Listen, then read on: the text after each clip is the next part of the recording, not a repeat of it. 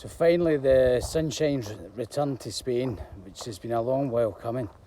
It's probably the longest I've known us not to have any sort of continuous sunshine in Spain. 7 weeks and this is it, and hopefully the rest of the week it's to be like this. And then actually the way that they've done the phases in Spain, we will start the process of getting ready to go back to work. It looks like the 11th of May, certainly for Andalusia, not for all of Spain. But in the 11th, it looks like we are going to be permitted to sort of slowly go back to work and find some basis of normality again. So we're really excited about it, looking forward to it.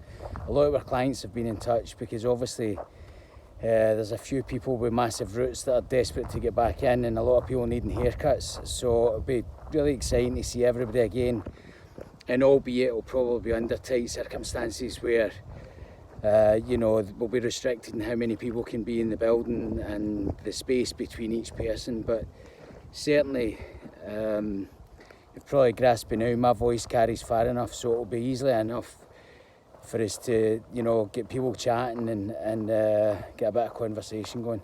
Somebody said to me the other day, it's strange, one of my pals, Jason, you know, get into shops and because people have got masks on, you can't see the smile behind the mask.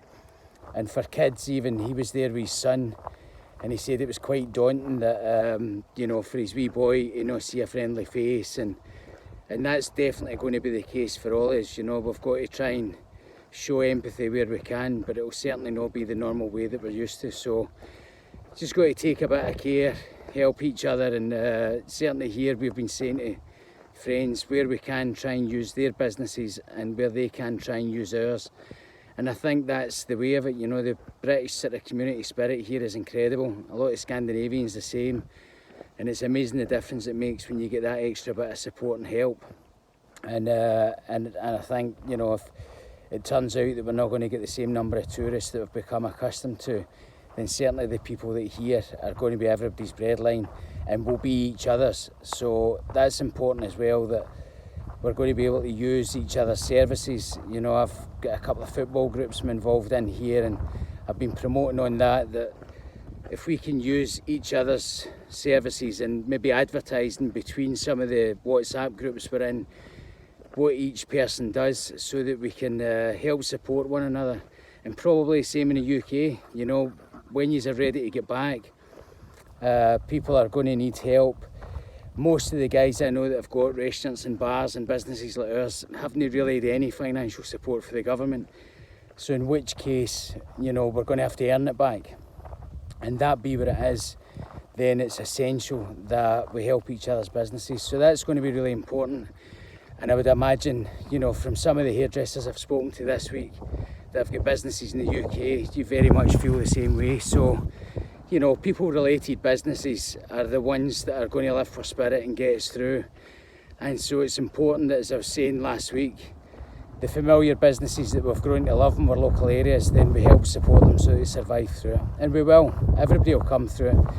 My dad, God rest him, used to say to me, I've never died a winter yet, and I certainly don't intend to die this one.